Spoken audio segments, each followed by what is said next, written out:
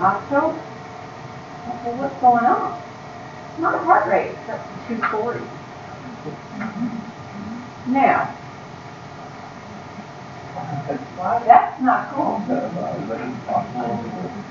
That is past heart attack, right?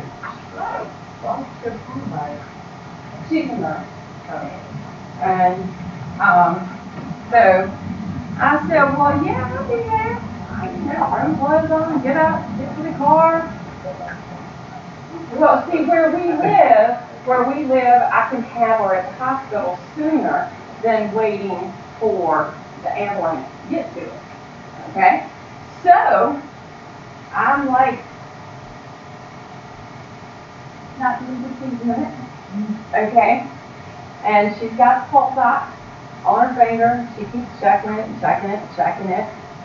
And I'm, you know, as I'm driving, not 15 minutes.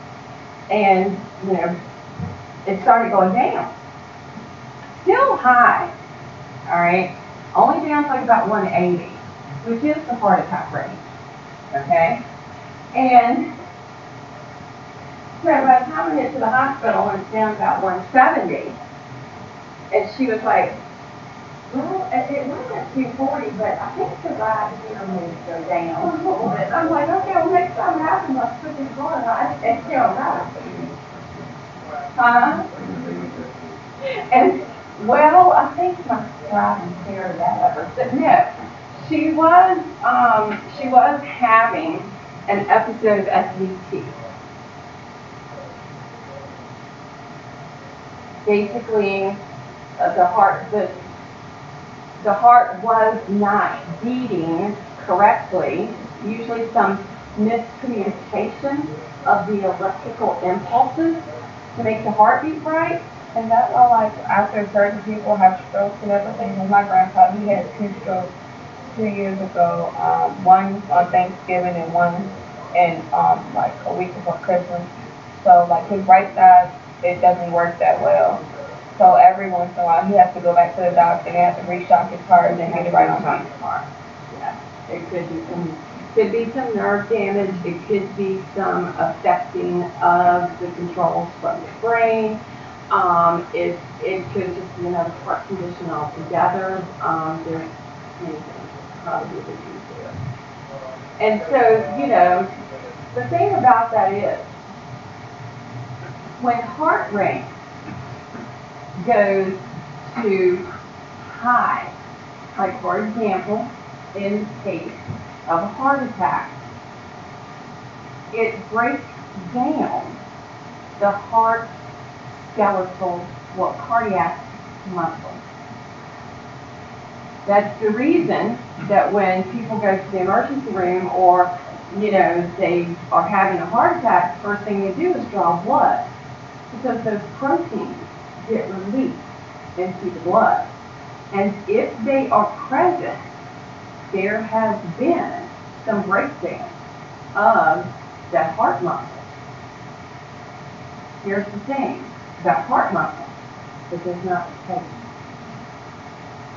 Okay? And when a cell dies in the heart, it does not reproduce and come back. One of the reasons that someone brought into the hospital for a heart attack is immediately taken back. No, doesn't have a fault. Doesn't have to do the hospital. So, under normal conditions, because of what my sympathetic division does, meaning it would work to speed it up, okay? But the parasympathetic saying, hey, whoa, slow down just a little bit, all right? It helps to maintain the organ at their normal function. And there will always be a normal function for the organ. And it will usually be dependent upon what's the age, what's their condition. So, sympathetic works to excite. This means we could excite the heart, but look what it could do if the sympathetic division is excited. It slows down digestion.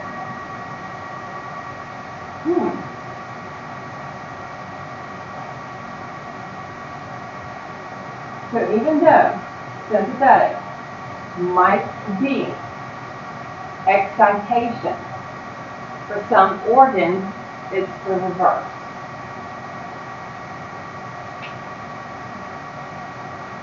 Parasympathetic, even though it is to slow something down, will excite digestion. This is the reason that the parasympathetic division is going to be called rest and digest. Sympathetic, fight or flight, all right, in cases where the sympathetic division is stimulated and it is preparing the body for action, it does slow the digestion of the body, which is something that's important, because if there is foodstuffs present, we need to make sure those foodstuffs get broken down so that we can get the nutrients into the bloodstream, so the bloodstream can supply those nutrients to the cells of the body that are now excited.